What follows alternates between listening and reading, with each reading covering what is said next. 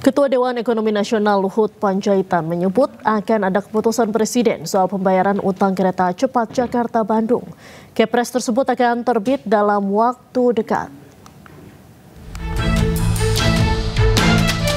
Ketua Dewan Ekonomi Nasional Luhut Binsar Panjaitan mengungkapkan permasalahan utang proyek kereta cepat Jakarta-Bandung serupa dengan proyek LRT Jabodebek.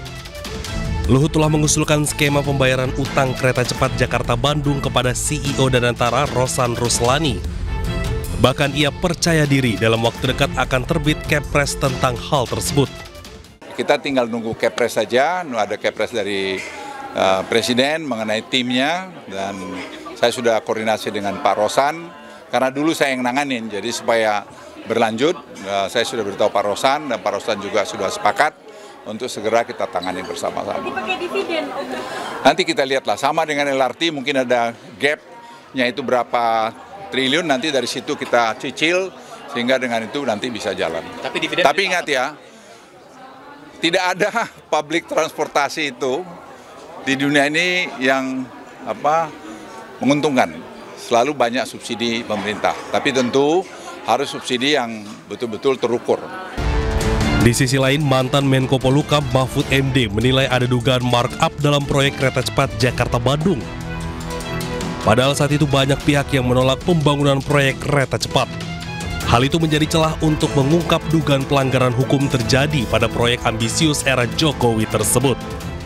Nah sekarang kita tidak mampu bayar. Ketika mau dipindah ke Cina ini, Pak Yonan, Ignatius Jonan, Menteri Perhubungan waktu itu, menyatakan tidak setuju. Pak, ini tidak visible. Kata Pak Yonan. Kata Pak Yonan. Pak Yonannya dipecat. Diganti kan? Sudah itu dia manggil ahli. Namanya Agus Pambagio. Presiden manggil nih. Pak Jokowi? Iya, Pak Jokowi. Sesudah mecat Jonan, dia ditanya, Pak Agus gimana ini? Pak, ini tidak visible. Rugi negara. Ini menurut Agus? Menurut Agus Pambagio. Yang Bapak tonton yang saya tonton itu. Rugi negara. Ini atas ide siapa? Kata Agus. Kok bisa dari Jepang pindah ke situ dan biayanya besar? Atas ide saya, kata Jokowi. Kata Presiden, atas ide saya sendiri, gitu. PT KCIC Kereta Cepat Jakarta-Bandung menyisakan utang dengan jumlah fantastis. Jumlah utang yang ditinggalkan bernilai fantastis, yaitu 116 triliun rupiah. Dari Jakarta, Tim Liputan iNews melaporkan. Ketua KPK Setio Budianto tanggapi pernyataan mantan Menteri Koordinator Bidang Politik Hukum dan Keamanan Mahfud MD terkait dugaan markup di proyek kereta cepat Jakarta-Bandung atau WUSH. Ketua KPK berharap apa yang diinformasikan Mahfud MD memiliki data pendukung yang lengkap. Informasi ya, intinya dari internal gitu. Tapi kalau Pak Mahfud menyampaikan seperti itu ya, mudah-mudahan ada informasi, ada data, ada dokumen yang bisa mendukung penjelasan dari saya. Tapi saya yakin beliau mungkin punya gitu, tinggal nanti apakah mau serahkan atau apa ya. KPK punya ini nggak Pak untuk jemput bola gitu Pak, karena informasinya kan 3 kali lipat gitu Pak. Apanya itu? Maksudnya mau jemput bola ke ya, untuk minta ditelaah dulu di level kedeputian apa yang harus dilakukan dari informasi tersebut. Ya. Saling lempar kewajiban bayar utang kereta cepat Jakarta-Bandung terjadi. Menteri Keuangan tetap enggan bayar utang PT KCIC gunakan APBN.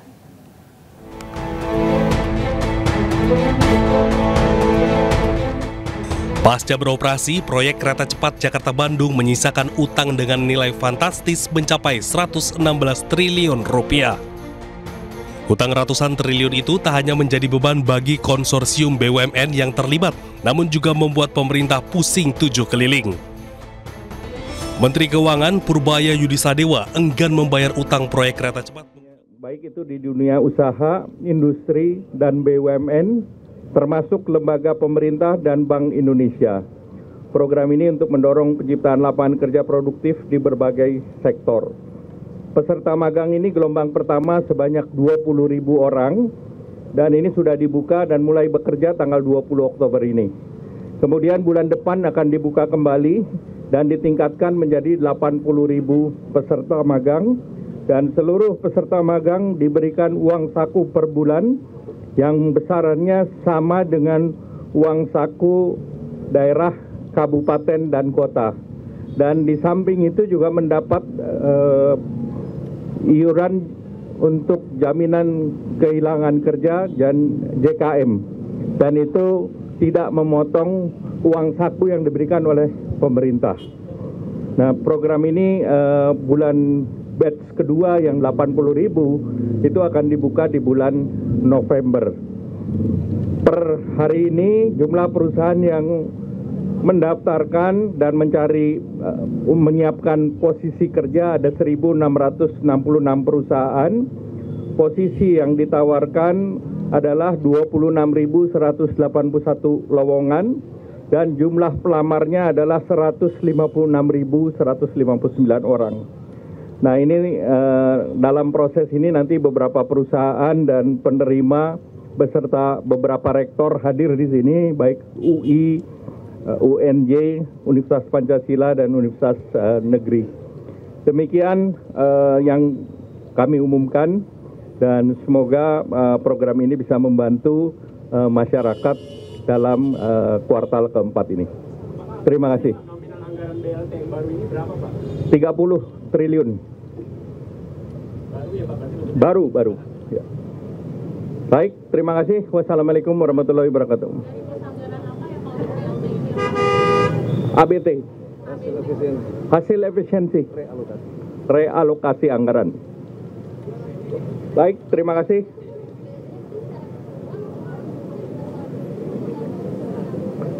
Enggak, yang kuartal keempat 16,2 ditambah 30 triliun. Ya, terima kasih. Wassalamualaikum warahmatullahi wabarakatuh. Waalaikumsalam. Terima kasih. Mantap. Terima kasih.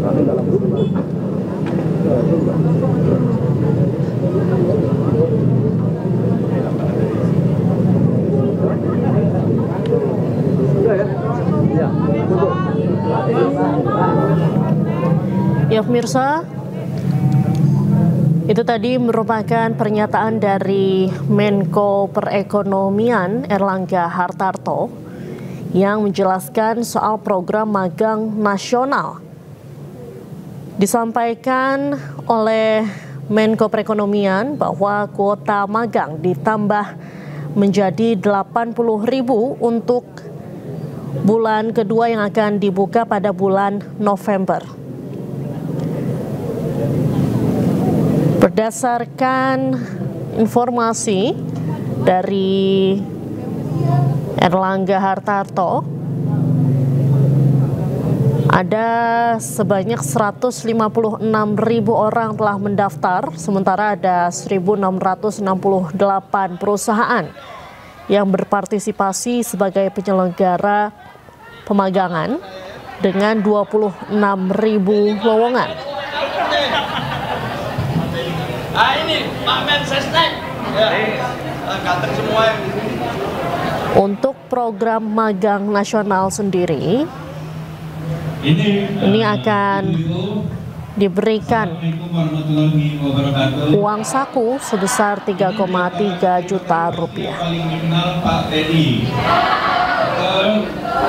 Ya, ini juga saya kenalkan Menteri Sekretaris Negara Pak Prasetyo. Tepuk tangan. Kemudian juga Pak Menteri Sosial. Tepuk tangan. Tadi ingin mengucapkan selamat kepada Pak Presiden. Nah, kami diutus Pak Presiden untuk hadir mewakili beliau. Tetapi tadi sudah saya tunjuk Pak Presiden. Silakan kalau ingin ucapkan. Silakan. Ibu Wiwi ingin berdoa ya? Ya. Ya, silakan.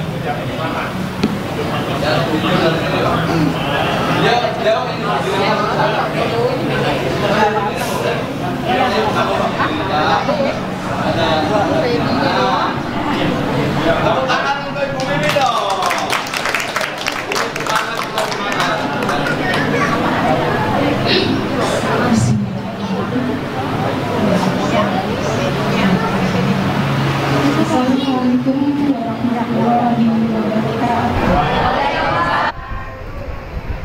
Sebelumnya saya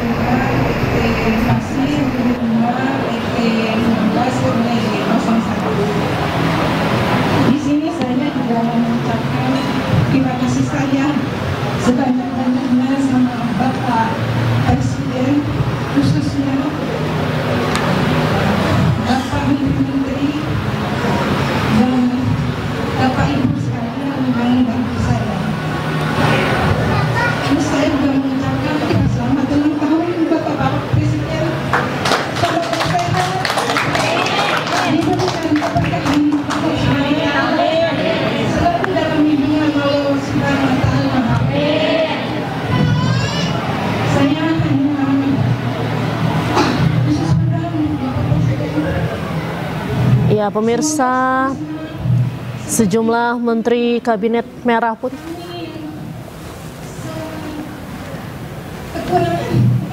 datang ke kantor pos Cikini, Jakarta, menemui sejumlah warga, diantaranya ada Menko Perekonomian Erlangga Hartarto, Menteri Sosial Saifullah Yusuf, Mensesnek Prasetyo Hadi, Wamenaker Afrian Syahnur, dan juga Seskap Teddy Indra Wijaya. Tadi pada keterangan persnya, Menteri Koordinator Perekonomian Erlangga Hartarto menjelaskan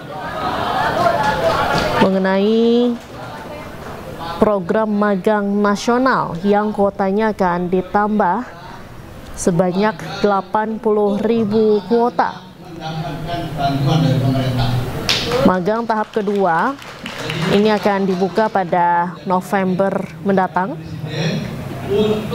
di mana ada 1.600 lebih perusahaan yang berpartisipasi sebagai penyelenggara pemagangan dengan menyediakan 26.000 lowongan. Jumlah pelamar magang sendiri saat ini sudah lebih dari 100.000 pelamar, atau malah berdasarkan data yang masuk ini ada sebanyak 156.000 orang telah mendaftar sebagai calon peserta magang.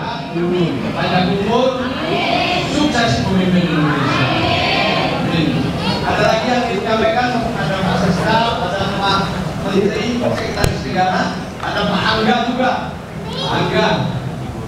Pemirsa, Menteri Keuangan Purbaya Yudi Sadewa menyampaikan telah menerima belasan ribu aduan masyarakat melalui pesan singkat WhatsApp Lapor Pak Purbaya. Laporan tersebut sebagian besar aduan terkait perilaku pegawai Bea Cukai di lapangan yang dinilai tidak mencerminkan integritas aparatur negara.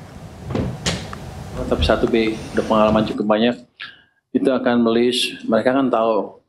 Ini kan kayak gini kan pasti orang-orang Bea Cukai tahu siapa sih cukong-cukongnya. Dan saya suruh list di setiap daerah siapa cukong-cukongnya. Nanti kalau ada gangguan atau barang masuk dan link ke cukong tersebut, cukongnya kita proses. Katanya banyak backingnya paling orang Bea Cukai juga. Ya kan? Ada juga yang lain-lain. Tapi yang jelas akan kita bereskan itu. Ini hanya 9 dari yang satu lagi panjang, saya malas bacanya. Pada dasarnya seperti itu, jadi masukannya amat berguna buat kita dan kita akan follow up, nggak main-main. Saya harapkan dengan gitu nanti governance culture-nya pemerintah atau Bea Cukai bisa berubah. Wali Kota Yogyakarta menghentikan operasional dapur MBG menyusul keracunan ratusan pelajar SMA 1 Yogyakarta. Informasi selengkapnya kami hadirkan sesaat lagi, tetaplah di News Hour.